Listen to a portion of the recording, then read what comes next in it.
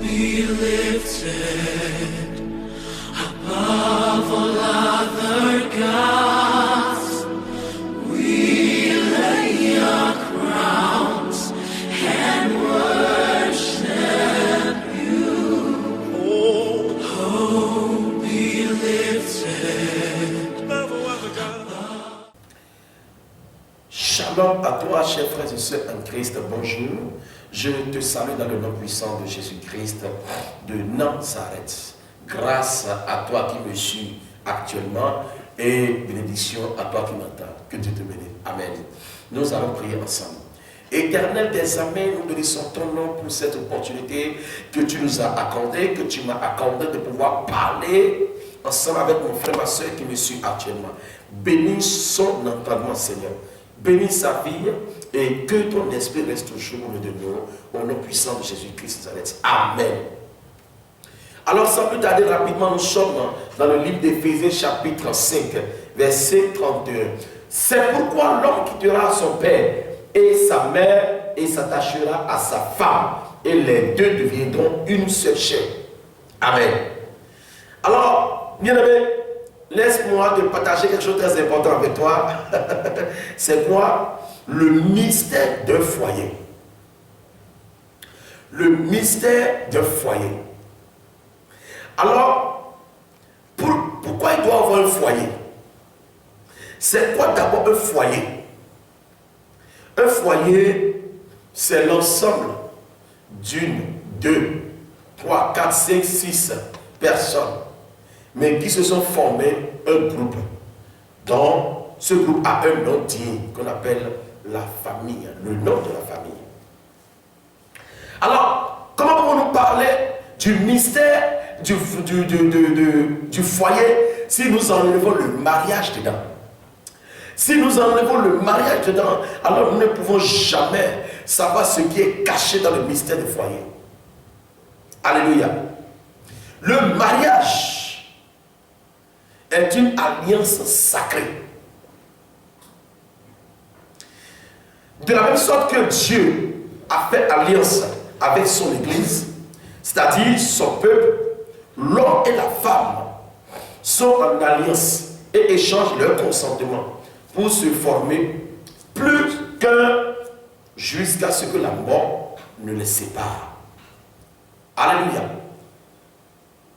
Alors si le mariage est une alliance sacrée, alors le mystère du foyer est sacré. Un foyer est un foyer qui a peut-être un chef. Alléluia. 1 Corinthiens chapitre 11, verset 3. La Bible dit: je veux cependant que vous sachiez que Christ est le chef de tout homme, que l'homme est le chef de la femme et que Dieu est le chef de Christ. Alléluia. Bien aimé, Dieu a mis de l'ordre dans ce monde.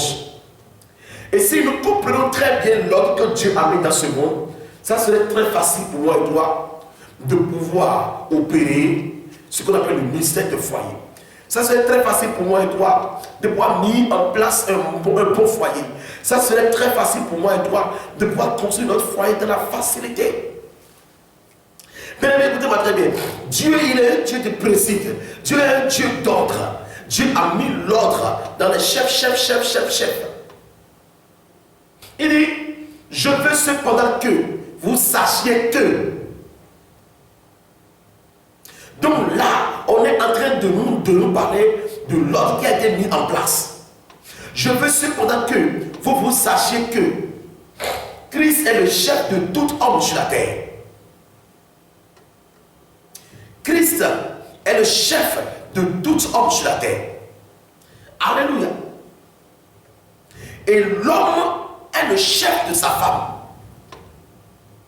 Amen. Et Dieu maintenant est le chef de Christ. Donc, quand on entre dans un foyer, la première chose qu'on trouve ou qu'on cherche à pouvoir connaître dans un foyer, c'est le chef.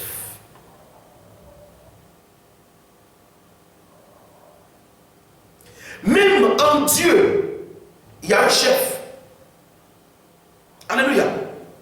Dieu est le chef du Christ. Dieu est le chef de son fils Jésus-Christ.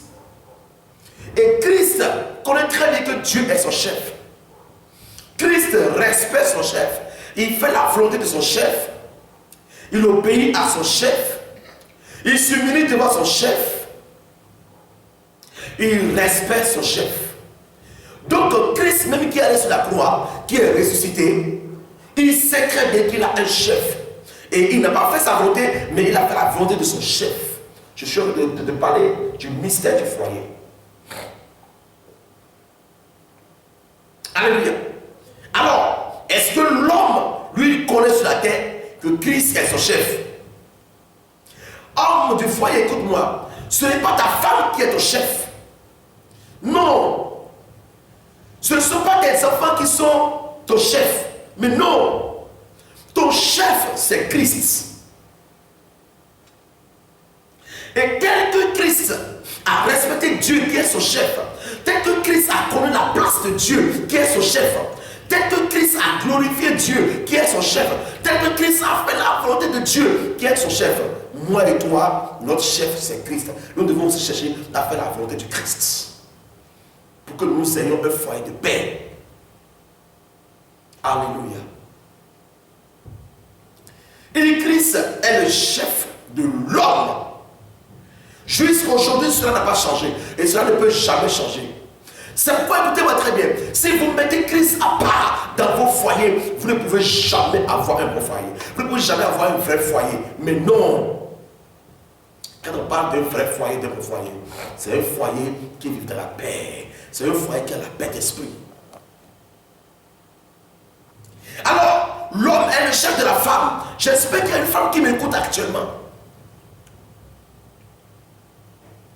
Femme, écoute-moi très bien. Dans le foyer, tu n'es pas le chef de ton mari. Femme, dans le ministère du foyer, ce n'est pas toi le chef. C'est le mari qui est le chef. Donc, à tout moment, toi, femme, tu veux prendre la place de ton mari, sache que tu as des péchés devant Dieu. Pourquoi? Parce que l'homme ne peut pas prendre la place de Christ devant Dieu. Christ n'a pas arraché le trône de son chef qui est Dieu. Et l'homme peut tout faire, l'homme ne peut jamais arracher le trône de Christ, qui est la droite du Père. Alléluia.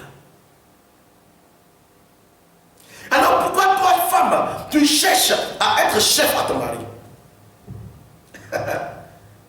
Femme, c'est parce que tu es milliardaire et que ton mari n'a rien. Femme, c'est parce que tu es plus âgé que ton mari. Parce que ce monsieur a souffert avant de pouvoir te connaître, c'est ça? Parce que ce monsieur a péché avant de pouvoir te connaître, c'est ça? Parce que ce monsieur avait couru derrière toi. Ce monsieur t'avait supplié. Il s'est mis à genoux de rue en rue pour voir ta voix. C'est pourquoi tu es devenu son chef.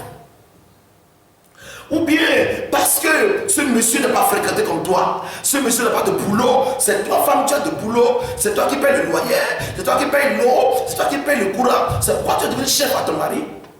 Alors, si c'est devenu ainsi, tu ne fais plus la volonté de Dieu. Non. Vous avez oublié une chose. Vous avez oublié que vous pouvez aider quelqu'un. Ça va être chef à ce dernier. Alléluia. Je dis que vous pouvez aider quelqu'un. Ça va s'imposer à ce dernier. Si votre aide vient profondément de votre cœur. Je ne sais pas si il y a quelqu'un qui me suit actuellement. Que Dieu te bénisse, amen.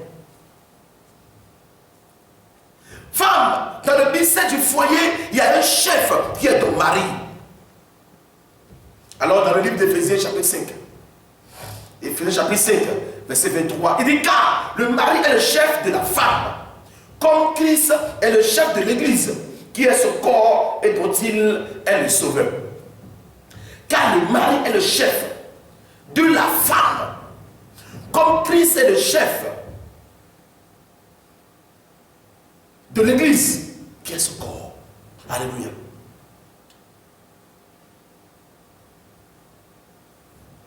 Femme, tu dois avoir forcément commencement de la soumission. Bien aimé, dans le ministère du foyer, la grande chose qui élève un foyer, la grande chose qui bénit un foyer devant Dieu, c'est la soumission. L'homme doit se soumettre à Christ et la femme doit se soumettre à son homme.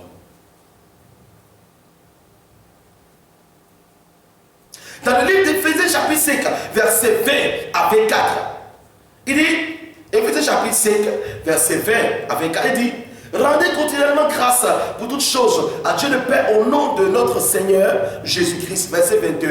Il dit, vous soumettant les uns aux autres dans la crainte de Dieu. Il dit, vous soumettant les uns aux autres dans la crainte de Dieu. Là, il parle de l'homme et la femme. Maintenant, il vient sur la femme personnellement. Il dit, femme, soyez soumises à vos maris comme au Seigneur. Nous savons très bien la manière dont les femmes cheminent devant Dieu, la manière dont nos mamans cheminent devant le Seigneur. Femme, comment tu peux manquer de respect à ton mari à la maison? Tu peux manquer de respect à ton mari en ville, dans les lieux publics, et devant Dieu, tu montres la soumission. Mais non, tu ne peux pas faire ça. Femme, Dieu t'a donné un chef. Et si tu manques du respect à ce chef, alors tu n'es pas en train de respecter Dieu qui a établi ce chef sur toi. Alléluia. Il dit, car le mari est le chef de la femme, comme Christ est le chef de l'église, qui est son corps et dont il est le sauveur.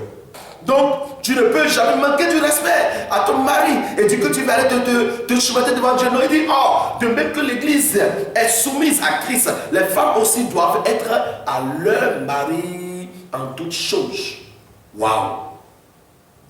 Bien-aimés, dans le ministère du foyer, la première et grande chose que le foyer doit avoir, que ce soit l'homme et la femme, c'est la soumission. C'est la soumission. L'homme doit se soumettre à la voix de Dieu. L'homme doit se soumettre à la voix de Christ. Et la femme doit se soumettre à la voix de Dieu, à la voix du Christ et à la voix de son mari. Femme, tu ne peux pas manquer du respect à ton mari et me dire que tu veux aller adorer Dieu. Chapitre combien, verset combien? Alléluia. La soumission vient de la crainte.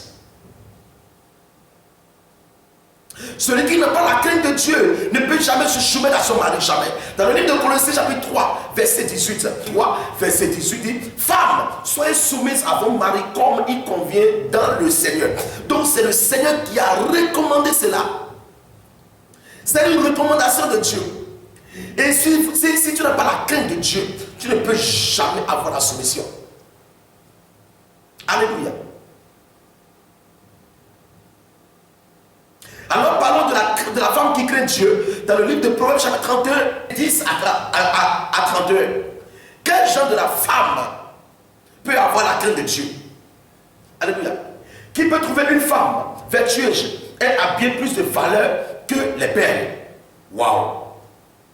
C'est Dieu. Le cœur de son mari, la Bible dit le cœur de son mari a confiance en elle et les produits ne lui feront pas défaut. Elle lui fait du bien et non du mal tous les jours de sa vie. Une femme vertueuse fait du bien à son mari. Elle se procure de la laine et du lait et travaille d'une main joyeuse. Alléluia. Elle est comme un navire marchand. Elle amène son pain de loin. Alléluia. Elle se lève lorsqu'il est encore nuit et elle donne la nourriture à sa maison et la tâche à ses servantes. Elle pense à un champ et elle l'acquiert. Du fruit de son travail, elle plante une vie. Donc elle n'est pas paresseuse. Waouh. Alléluia. Elle sait de force ses reins et elle affermit ses bras. Donc elle travaille dur. Une femme vertueuse. Elle ne laisse pas toutes les charges à son mari seul. Elle sent que ce qu'elle gagne est bon. Et sa lampe ne s'éteint point pendant la nuit. Alléluia.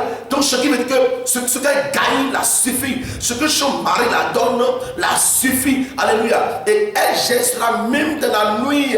Et sa lampe ne s'éteint pas. Sa langue ne s'était pas, parce que mon mari n'a pas donné de l'argent pour le courant, il n'a pas donné de l'argent pour le pétrole, il n'a pas donné de l'argent. C'est pourquoi nous sommes restés comme ça. Une femme vertueuse n'est pas comme ça, jamais. Le mystère du foyer. Elle met la main à la quenouille et ses doigts tiennent le fuseau. Elle tend la main aux malheureuses. Elle tend la main à l'indigent. Waouh, quel genre de femme. Elle ne craint pas la neige pour sa maison, car toute sa maison est vêtue de cramoisie. Alléluia. Elle se fait des couvertures, elle a des vêtements de fer et de poudre. Alléluia. Son mari est considéré au porche lorsqu'il siège avec les anciens du pays. Waouh! Elle fait des chemises et les vend. Et elle livre des ceintures aux marchands. Donc, elle apprend quelque chose à faire. Elle fait la formation de quelque chose. Elle est revêtue de force et de gloire. Et elle se rit de l'avenir. Waouh! Elle ouvre la bouche avec la sagesse et des instructions aimables sont sur sa langue. My God.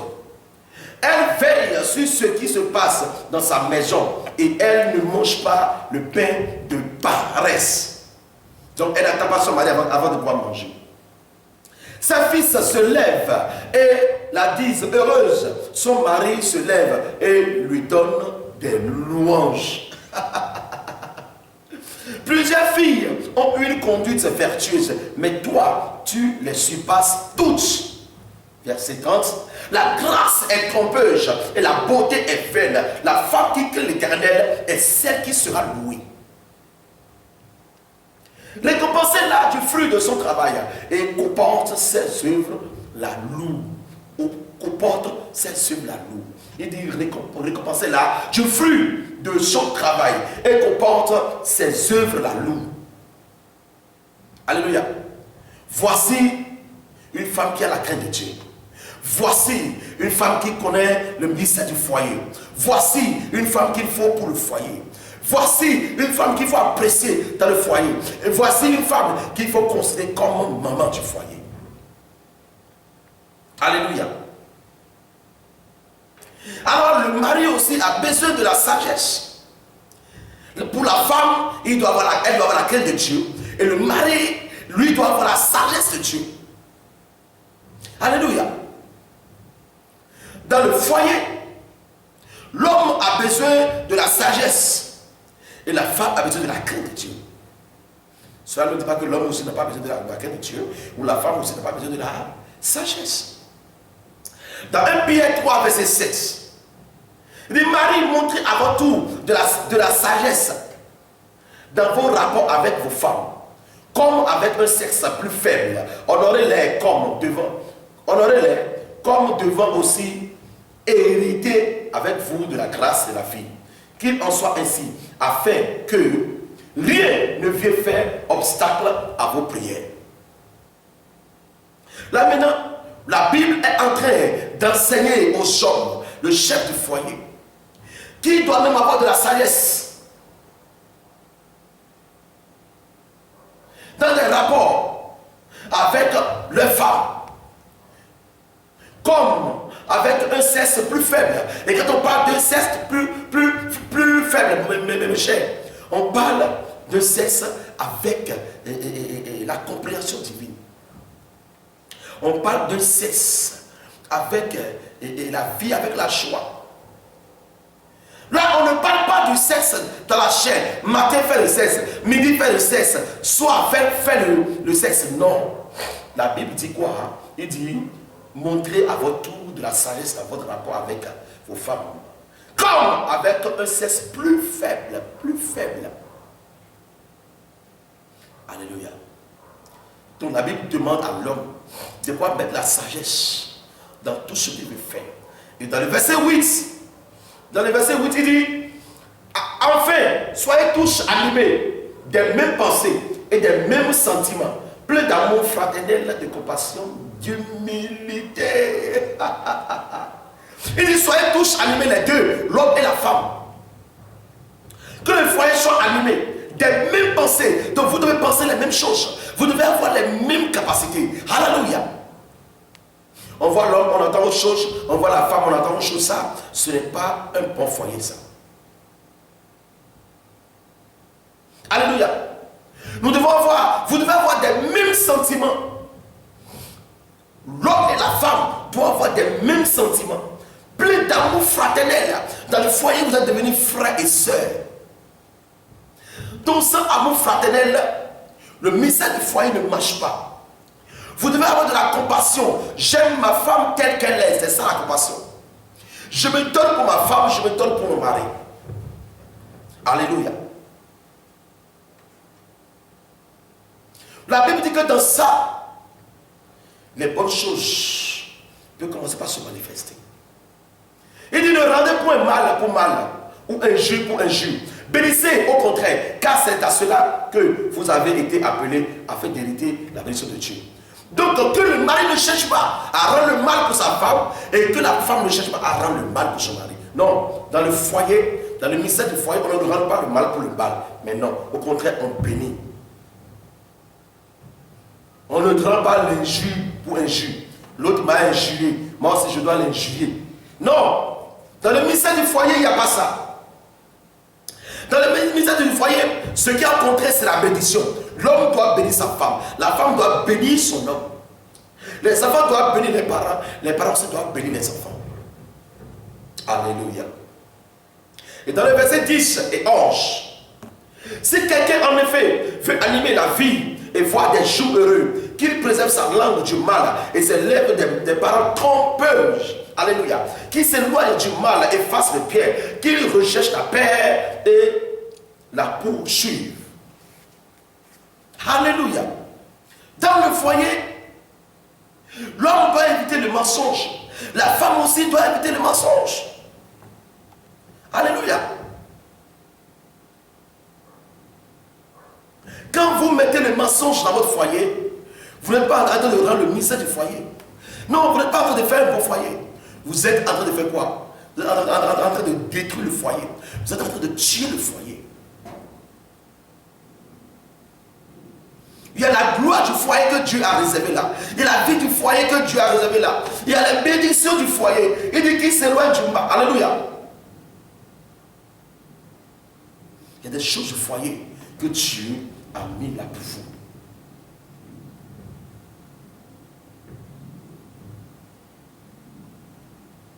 Dans le verset 11, il dit qu'il s'éloigne du mal et fasse le bien, qu'il recherche la paix et la poursuive.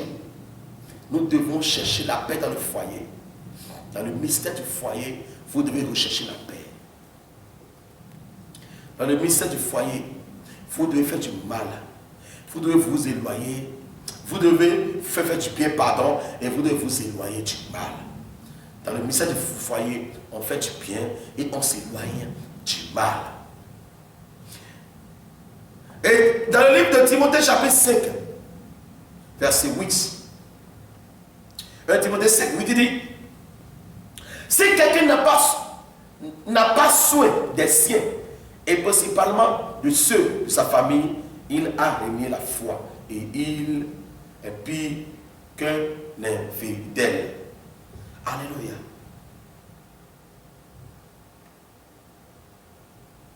Un mari qui ne prend pas soin de son foyer n'est pas un chrétien. Il dit si quelqu'un n'a pas soin des siens, et principalement de ceux de sa famille. Un mari qui ne prend pas soin de son foyer, c'est un mari qui n'est pas un chrétien. Il n'est pas sérieux. Et aussi, l'homme doit avoir du respect aussi pour la belle famille. Et la femme aussi doit avoir du respect pour la belle famille.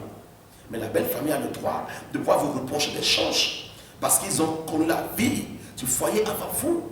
Dans le livre de Exode, chapitre 18, verset 1 à 12, nous avons vu là que Jéthro, sacrificateur de mendiants, beau-père de Moïse, après tout ce que Dieu avait fait en faveur de Moïse et d'Israël, son peuple. apprit que l'Éternel avait fait sortir Israël d'Égypte. Alléluia.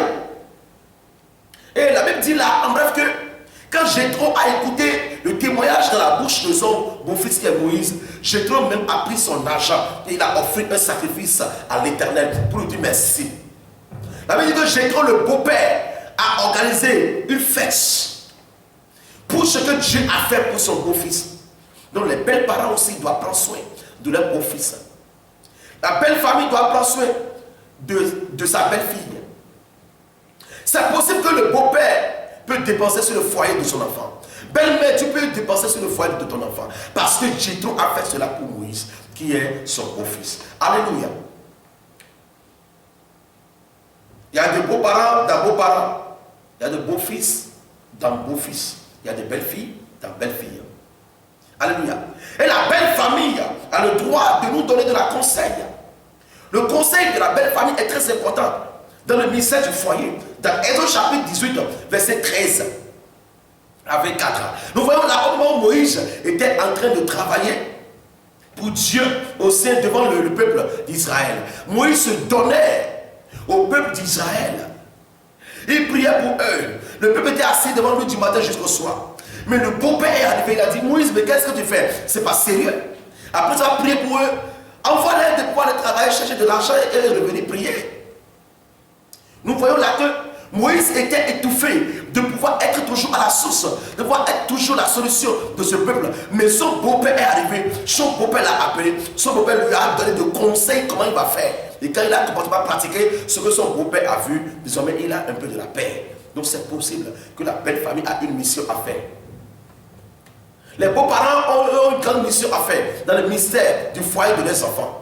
Ce n'est pas que j'ai déjà célébré mon mariage, je suis dans mon foyer, j'ai déjà mon argent, mes parents n'ont plus rien à dire, mon beau-père n'a rien à dire, ma belle, mais non, ce n'est pas ça. Quand Moïse a écouté les reproches, le conseil de son beau-père Jéthro, nous avons vu que la charge a été diminuée pour Moïse. Alléluia. Alors dans le mystère du foyer, l'amour. Dans Éphésiens chapitre 5, verset 25 à 31, l'amour est un sacrifice total. Il dit, Marie, aimez vos femmes comme Christ a aimé l'église et s'est livré lui-même pour elle. Alléluia. Verset 26. Il dit, afin de la sanctifier par la parole, après l'avoir purifiée par le baptême d'eau. Verset 27. Alléluia. Afin de faire paraître devant lui cette église glorieuse, sans tache, ni ride, ni rien de semblable, mais sainte et irrépréhensible. C'est ainsi que les maris doivent aimer leur femme comme leur propre corps. Celui qui aime sa femme s'aime lui-même. Car jamais personne n'a haï sa propre chair, mais il la nourrit et en prend soin comme Christ le fait pour l'Église. Waouh!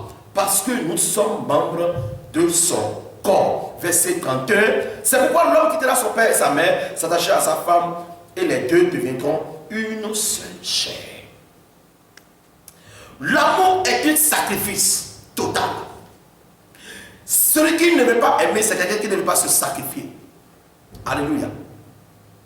Dans un foyer, celui qui trahit son prochain haït sa propre chair.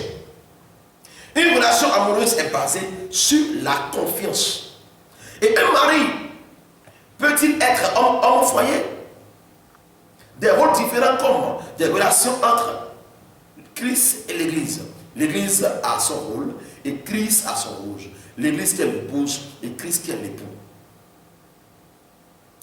Vous devez refuser dans le foyer de manifester de l'amour aveugle. L'amour aveugle que Sarah avait manifesté au moment où la stérilité avait pris le dessus et Sarah ne concevait pas en ce moment. Qu'est-ce que Sarah a fait? Sarah dit à Abraham d'aller se coucher avec sa domestique. Ce qui ne doit pas être fait. Et quand Abraham a fait ça, cela a sali le foyer. Bien-aimé dans le Seigneur, dans le ministère du foyer, il y a quoi? Il y a la femme vêtue qui travaille. La femme vêtue qui fait du travail dur. La femme vêtue qui prend soin de son mari. Et la femme vêtue qui respecte son mari. Dans le ministère du foyer, il y a la femme qui se soumet. Il y a l'homme qui aime son mari comme Christ a aimé l'Église. Alors, je m'en vais finir pour dire à tout un chacun de nous que c'est un mystère. Le foyer est un mystère. Le foyer est une mission. Le foyer est précieux. Le foyer, c'est l'or que Dieu donne. C'est une grâce. Et quand Dieu t'a donné cela, tu dois prendre soin de cela. Que Dieu nous bénisse. Amen. Nous allons prier ensemble. Père Céleste, nous bénissons ton nom, Seigneur. Merci, Père, pour cet enseignement puissant que tu viens de nous donner. Tu viens de nous expliquer le mystère du foyer. Tu viens de nous reconduire une fois encore dans la mémoire. Tu viens de nous reconduire une fois encore, Seigneur, dans la vision que nous devons mettre en place pour avoir un bon foyer qui va demeurer éternellement. Merci, Père, parce que tu nous as dit qu'il n'est pas pour que l'homme soit seul dans le livre de Genèse. C'est pourquoi tu as créé une aide semblable à lui, qui est Ève. Quand l'homme a trouvé l'aide, l'homme a commencé par travailler encore. Et les choses sont devenues faciles pour l'homme. Ah, Père, je prie pour chaque foyer. Je prie pour chaque personne qui a écouté ce message. Et qui l'ont mis à cœur. Et qui savent que le foyer est un mystère. Bénis leur vie, Seigneur. Bénis leur foyer. Sanctifie-les, élève-les. Que la femme aide son mari. Et que le mari soit frère pour sa femme. Le mari soit chef pour sa femme. Et que nous soyons tous des enfants pour Christ. Au nom puissant de Jésus-Christ. Amen. Merci beaucoup. Soyez bénis et à la prochaine.